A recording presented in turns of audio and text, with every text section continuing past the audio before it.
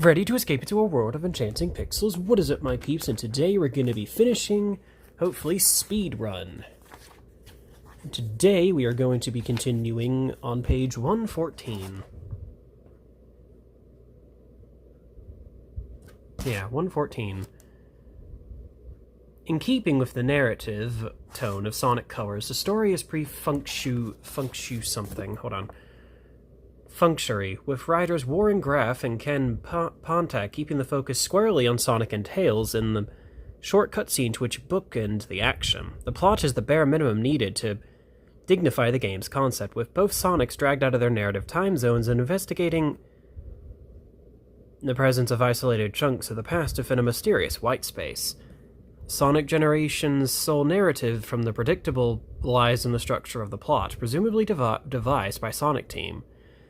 Since 1998's Sonic Adventure 1, a tradition had emerged with Eggman's new weapon, Perfect Chaos. Perfect Chaos, Shadow, Neo Metal Sonic, etc., escaping his control and wreaking havoc. Here, that trope is reversed, with the scientist being revealed as being in control of the monstrous Time Eater entity, despite initially posing as being at its mercy. A couple of years later, Pontac revealed that he had little background knowledge of Sonic's history. Once he and Graff accepted the unofficial title of series writers, he had based his work on reading online character summaries and viewing a number of past cutscenes on YouTube. It's not hard to view some continuity problems in Sonic Generations in light of this, and the Sonic community predictably erupted in outrage. No fanbase is lovable while frothing at the mouth, and there was a distinct lack of proportion to the views aired, but Pontac's position is difficult to endorse. The simplified approach which Graff had taken stood as noticeable contrast to the previous decade's worth of storytelling. It was made harder to accept by the knowledge that it was devised in ignorance of what had gone before, rather than as a deliberate shift of approach. Admittedly, it's slightly unfair to single out the writers, as their ethos will obviously have been met with the approval of Azuka and his fellow Sonic Team senior managers. The slimmed-down storytelling is in the vein of Disney short cartoons, rather than the anime reachings of the adventure games in Sonic Unleashed. The handheld part of the title saw Dimps slightly becoming more ambitious as a result, of its move to the new Nintendo 3DS. Fully modeling the game in 3D instead of the customary sprites, the portable incarnation attracted more attention than the Sonic Colors handheld release due to the inclusion of different levels from the home console title, representing the same games throughout different examples. Unfortunately, Dimps was constrained by its decision not to adapt 3D gameplay in modern Sonic's acts, leaving the two Hedgehogs' playstyles virtually indistinguishable, and removing much of the appeal. Sega's customer engagement for Sonic Generations was exemplary. There was significant confidence in the product to release a one-act demo in June 2011 to celebrate the actual anniversary of Sonic the Hedgehog's release, several months in advance of the November retail launch of Sonic Generations. Now having a greater understanding of the dedicated grown-up fanbase following the franchise, the company unveiled a lavish £100 yen? I'm not sure which money symbol that is. Anyway, collector's edition of the title. This included a soundtrack, a book, a statue, and all the paraphernalia more associated with high-profile Western releases such as Assassin's Creed and Call of Duty. While the UK's game chain declined to stock the item, believing there to be no demand, Sega's market research was atypically accurate, and collection quickly sold out in other retailers. In general, Sonic Generations was a triumph, continuing the general goodwill which Sonic Colors had obtained from the gaming media. The release of the anniversary title marked the end of the long-term project commenced on completion of Sonic Unleashed. Sonic Team took its now customary step back from the limelight, relying on trusted collaborators to keep the Hedgehog in public mind. The next title to be released was the long-delayed second installment of Sonic 4, a full 2 years later after first part of this supposedly episodic adventure. The reason for the time elapse was immediately apparent, with Episode 1 sprites having been replaced by fully 3D modeling and gameplay mechanics completely altered by the inclusion of Tails. Many of the gameplay tricks required a second joypad in Sonic 3 were repurposed to work through one controller only, and a faintly dubious move was introduced where Sonic and his sidekick snuggle up to form a combined spin attack to destroy larger enemies. So the snuggle up spin attack? Oh my god, imagine if that's actually canon. Anyway, as usual when Sega's keen to obtain from fan goodwill, Metal Sonic was dragged into the action as a reoccurring boss. The android was the playable lead character in the bonus chapter. Episode Metal made available to Episode 2 players who also purchased the first installment. The additional download saw the robot tackling an edited highlights package of levels from the first part of the game.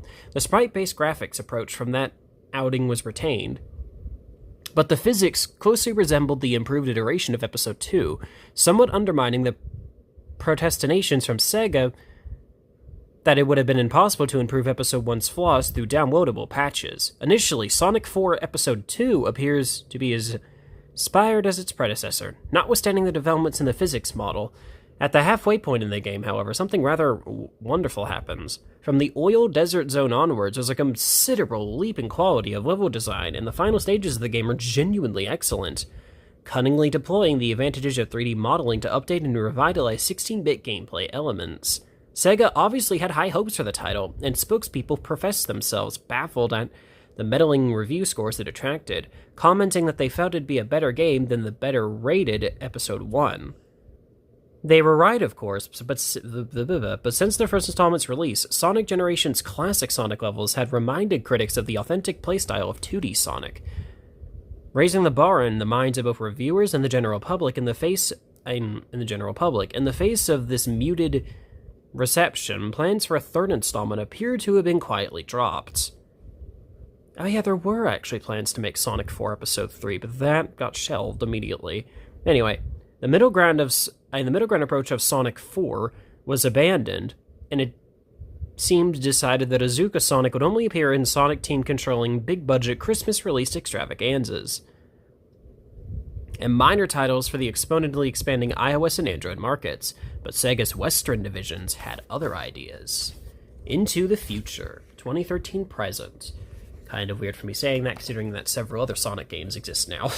Anyway, several wills, with the 20th anniversary, successfully negotiated the Sonic franchise appeared to be in an uncharacteristically stable condition. Takashi Iizuka's approach to the character was well understood, if not universally loved, and a solid array of development teams appeared able to release high-quality Sonic games at regular intervals across several genres. The Sonic Unleashed gameplay systems were fully bedded in as standard for the series, combining the high-speed spectacle of the adventure days with the retro appeal and precision platforming of the 2D approach.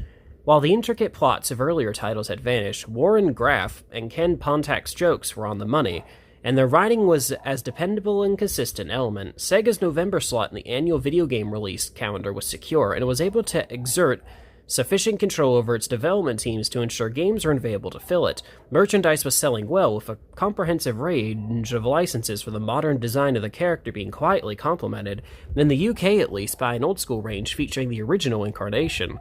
Behind the scenes, however, an amicable split between the Eastern and Western Sega divisions was emerging. The second half of the seventh console generation had polarized the differences in the global marketplace. The popularity of home consoles had fallen considerably in Japan in favor of mobile gaming.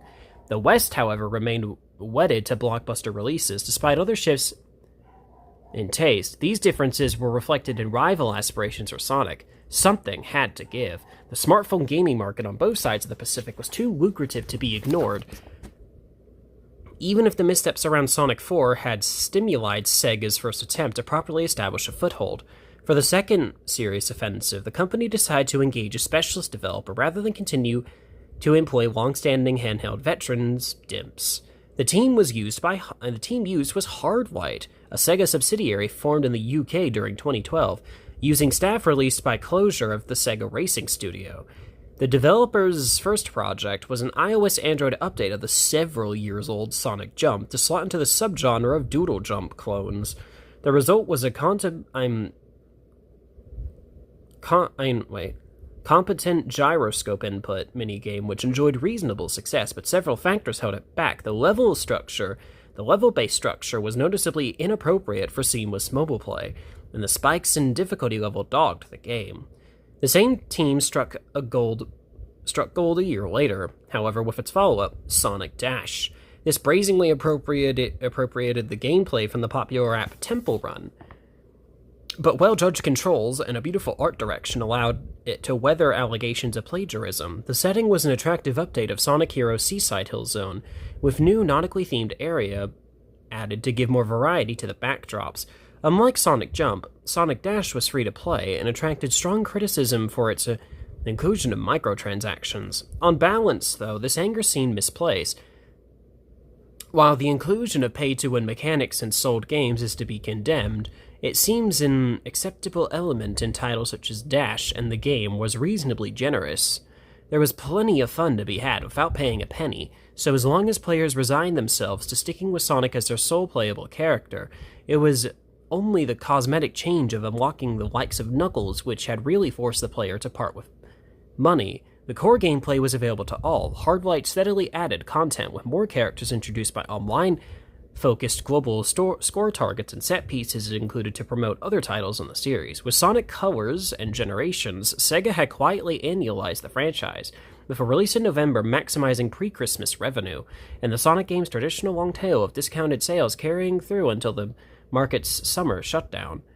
To keep the momentum going, the next in Sumo's All-Star titles was moved into the November slot, being Sega's big release for late 2012. Sonic and All-Stars Racing Transformed was a direct sequel to the previous effort from Scheinfeld's finest. The spotlight remained focused on Sonic for the mass market with copious fan service of forgotten Sega franchises like Panzer Dragoon and Knights, to ensure blanket adoption by the company's longtime customers. The budget limitations which had dogged the 2010 release were long gone, with stupendous visuals and remixed music overseen by Richard Jacques, a genuinely modern video game. All-Stars seemed to appeal to all sectors of his audience, and its success was sufficient enough to prompt speculation on a crossover with the long-established Mario Kart series. Honestly, that would be really cool. Somehow. Mario and Sonic All-Stars karting, maybe? Anyway. Sonic and All-Stars Racing Transformed was the last release to be published under the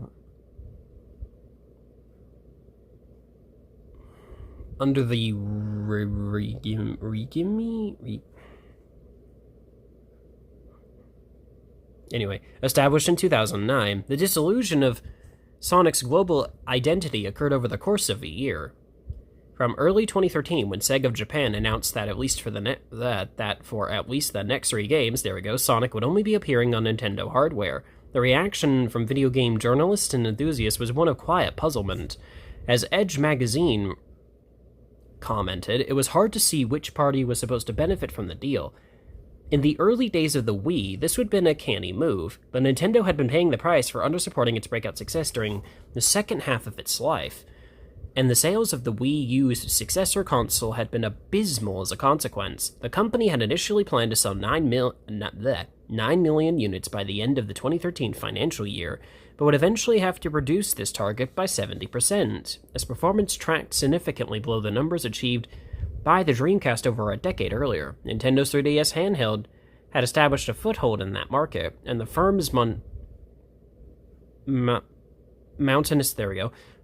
mountainous crash reserves could only allow it to absorb any number of home console flops, but Nintendo were far from a compelling business partner.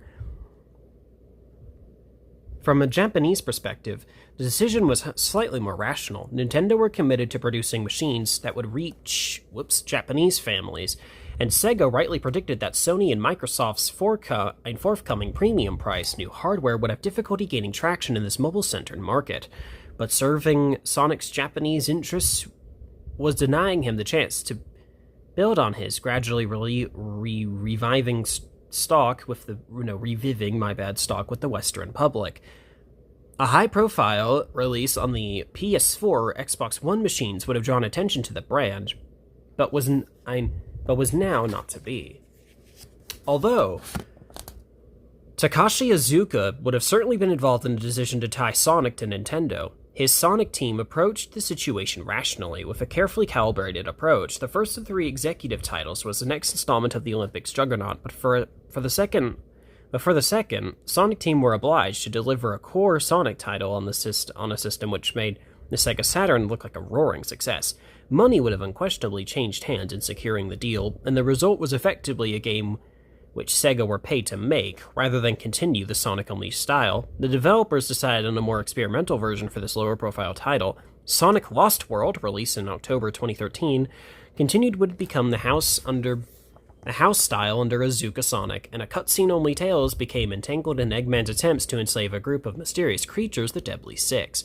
These underexplored villains predictably turned the tables on the scientist, converting his latest invention to empower themselves while destroying the world, and Eggman was forced to accept Sonic's help in halting their menace. While the scripting team did their best with such a thin concept, the results were wholly uninvolving and added to the impression of a disposable effort. The gameplay itself was an odd hybrid, with Sonic making his way through a variety of Super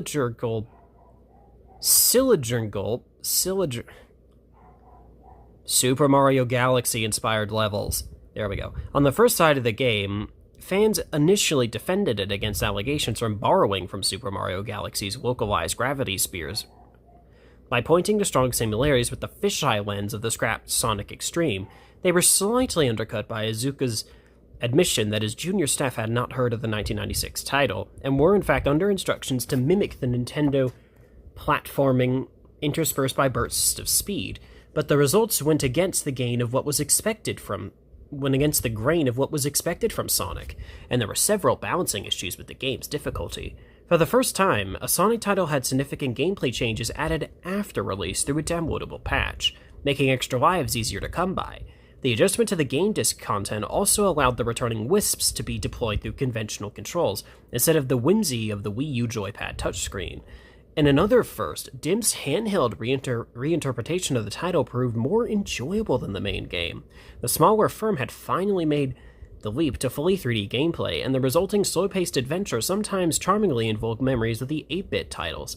The lack of effort in the home game was embodied by its lackluster level selection, which was mainly based around the jaw-droppingly cliched Ice Zone, Fire Zone, Casino Zone standards. On the surface, Sonic Lost World enjoyed respectable sales considering the limited proliferation of its host platforms, but deeper analysis revealed a different picture. The bulk of copies shifted were of the lower-profile 3DS release, with the Sonic Team version of the title selling less than 1,000 copies in the key American market. Reviews were unenthusiastic, finding the game fiddly and overcomplicated. Adding to these problems, the once unstoppable Olympic sub-brand appeared to be reaching the end of its natural life, with Mario and Sonic at the Sochi 2014 Olympic Winter Games barely troubling the charts. With one more game remaining in the Nintendo deal, the franchise seemed to have been lapsed into a downward spiral, but 2014 brought an unexpected twist in the tale. This saw the unofficial introduction of a separate Western conception of Sonic, which would side by side, with Azuka's vision. Sega of America was spearheading the narrative, with Sonic teams consistent under the umbrella heading of Sonic Boom. Building on their increased creative control and brand management experience, the Western Sega groups had worked to develop a new TV show of 11-minute CG animated episodes, starring a redesigned Sonic, Tails, Knuckles, Amy, and Eggman. 52 installments of the animation had been commissioned from French studio Oidu, I think I'm pronouncing that right, being scheduled for broadcast in several territories during the second half of the year. For the most part, the existing Western voice actors were involved in the series, with one change in performer for Tails.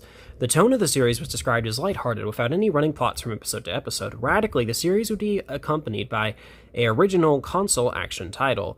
Initially earmarketed for release on the Wii U and 3DS, the game was in development at US firm Big Red Button, which had been founded by veterans of Sony's Naughty Dog studio. Entertainingly, this company was now home to Christian Sen, a designer who had been employed on Sonic Extreme until its cancellation. While representatives of the developer were keen to reference previous titles such as Sonic Adventure in their description of how the game would play, it was difficult to relate any existing conception of the character to the approach seen in the initial teaser video. The game sported a radically different visual style, having more in common with Sony's Crash Bandicoot than previous Sonic games. The Naughty Dog influence was particularly strong in the character redesigns, distinguished by sports tape binding on their limbs, and displaying much more divergent silhouettes. In particular, Knuckles was bulked up to near human proportions to better communicate his status as the team's brawler. Long-established Sonic concepts such as Chaos Emeralds had no place in the reboot. With relation between the studios ensuring consistency of elements, evolution of the Sonic Boom style had obviously not been frictionless. Big Red Button CEO Bob R. described in an interview how Azuka had been physically unable to look at some of the more radical proposals for Sonic's appearance, which had been included giving the character fur, scales, or clothes. Really? Really, Big Red Button? Seriously? Wow. I'm honestly glad Sonic Boom was the way that it was, because that would have been awful had this part gone through. Anyway, Sega staff being interviewed at the press launch of Sonic Boom Initiative were keen to make clear that had nothing to do with Sonic Team's output, with Azuka's organization continuing to work on console games in its own established style. While some saw this as a fallback option in the event of Sonic Boom proving to be a failure, it was clear that the divergence in the global marketplace had forced a split in the approach taken to Sonic. Just as in 1991, the individual arms of Sega were free to pursue their own artistic versions for the character. And finally, we come to the epilogue. Looking back across the first 23 years of Sonic's life, the Hedgehog appears to have come full circle, with the dawn of the next chapter in the character's story, finding him in a remarkably similar position to his 1991 debut. The Mega Drive years were marked by a headlong sprint by Sega to keep pace with the imaginations of NO, UN, and HY, with Sega of America and its Japanese counterpart struggling to match the lightning in a bottle output of the original Sonic team. In Asia, the US, and Europe, rival conceptions and legends of Sonic were forged to build locally applicable trappings around the templates that the games provided. Innumerable spin-offs and tie-ins bloomed in an uncontrolled fashion, with Sega unable to believe its luck at creating such an inherently appealing character. The stumbles of the Saturn eroded Sonic's fortunes, but brought professionalism and control, with Sonic Team asserting its right to the final say on the direction of its creation. With Sonic Team asserting its rights to the final say of the direction of the creation, the result was Sonic Adventure, the last title from the character's creators, which had vitalized him and gave him a clear pace in the vastly changed console landscape. Under Naka's control, the sixth generation of console saw a clear drive to embed Sonic on a quasi-real-world setting, best encapsulated by the Sonic X cartoon, as the Hedgehog was briefly released from the development budget constraints caused by Sega's near bankruptcy.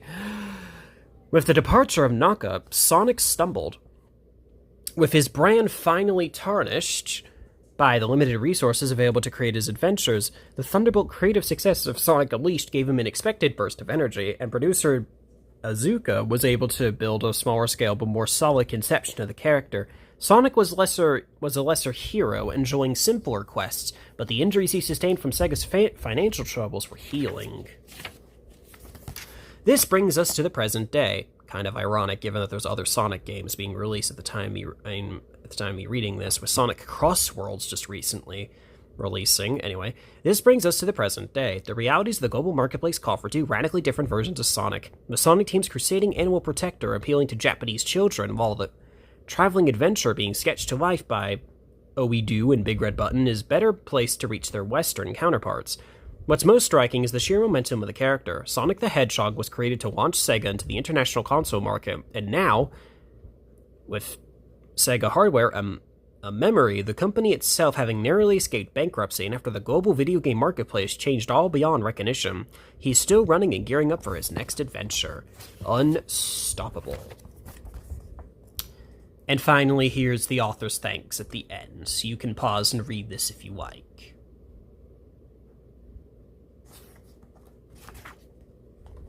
Alright, so don't forget to like, comment, and subscribe. Talk to y'all later.